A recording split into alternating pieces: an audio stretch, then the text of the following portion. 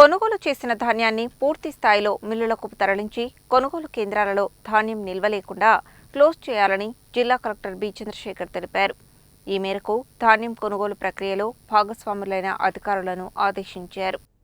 హైదరాబాద్ నుండి రాష్ట్ర పౌర సరఫరాల శాఖ మంత్రి ఉత్తమ్ కుమార్ రెడ్డి, రాష్ట్ర ప్రభుత్వ ప్రధాన కార్యదర్శి రామకృష్ణారావు, పౌర సరఫరాల శాఖ కమిషనర్ స్టీఫెన్ రవీంద్రతో కలిసి ధాన్యం కొనుగోలుపై నిర్వహించిన వీడియో కాన్ఫరెన్స్ సందర్భంగా ఖమ్మం జిల్లా నుండి రాష్ట్ర ఉప ముఖ్యమంత్రి మల్లు భట్టి విక్రమార్క, వివిధ ప్రాంతాల నుండి రాష్ట్ర మంత్రులు జూపల్లి కృష్ణారావు, అడ్లూరి లక్ష్మణ్, పొన్నం ప్రభాకర్, తుమ్మల నాగేశ్వరరావు, జిల్లాల కలెక్టర్లు, పౌర సరఫరాలు, వ్యవసాయ అనుబంధ శాఖల అధికారులతో రబీ ధాన్యం కొనుగోలు ప్రక్రియపై వీడియో కాన్ఫరెన్స్ ద్వారా సమీక్షించారు.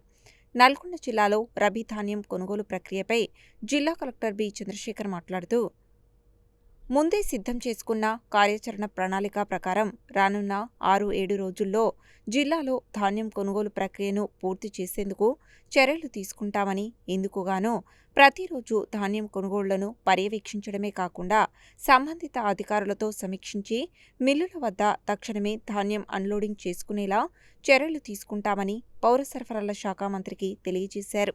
అనంతరం జిల్లా అధికారులతో కలెక్టర్ మాట్లాడుతూ, జిల్లాలో కొనుగోలు చేసిన ధాన్యం మొత్తాన్ని వారం రోజుల్లో పూర్తి స్థాయిలో మిల్లులకు తరలించి ధాన్యం కొనుగోలు కేంద్రాలను క్లోజ్ చేయాలని ఆదేశించారు.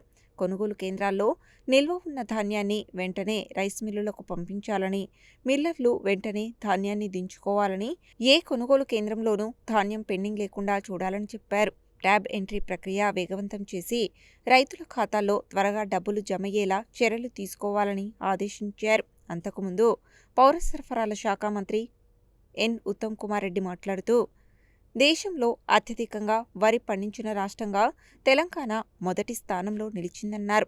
రాష్ట్రంలో ఇప్పటి వరకు 141 లక్షల మెట్రిక్ టన్నుల ధాన్యం కొనుగోలు జరిగిందని, ఇంకా 8.5 లక్షల మెట్రిక్ టన్నుల ధాన్యం కొనుగోలు జరగాల్సి ఉందని, అధికారులు వెంటనే కొనుగోలు ప్రక్రియ పూర్తి చేయాలని మంత్రి ఆదేశించారు.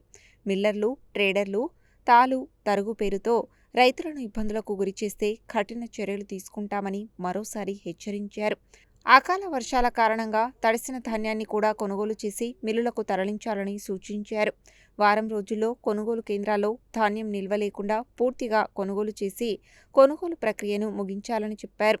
ఈ వీడియో కాన్ఫరెన్స్కు రెవెన్యూ అదనపు కలెక్టర్ జె. శ్రీనివాస్, అదనపు ఎస్పీ రమేష్, జిల్లా గ్రామీణ అభివృద్ధి అధికారి శేఖర్ రెడ్డి, పౌర సరఫరాల అధికారి వెంకటేష్, డిఎం రాంపతి, మార్కెటింగ్ ఏడీ ఛాయాదేవి, ఇతర అధికారులు తదితరులు పాల్గొన్నారు. చేసుకుంటూ రైస్ మిల్స్ దగ్గర కూడా అన్లోడింగ్ స్పీడప్ చేయడానికి కూడా ఇట్లా ప్లాన్ చేసుకుంటాం సార్. డైలీ కోఆర్డినేట్ చేసుకొని నెక్స్ట్ మనకు ఉన్నటువంటి యాక్షన్ ప్లాన్లో నెక్స్ట్ ఒక 6 to 7 డేస్లో ఈ మొత్తం ప్రాసెస్ని కంప్లీట్ చేయడానికి వీఆర్ గేట్ up sir. And all our teams are also in place sir. Thank you sir.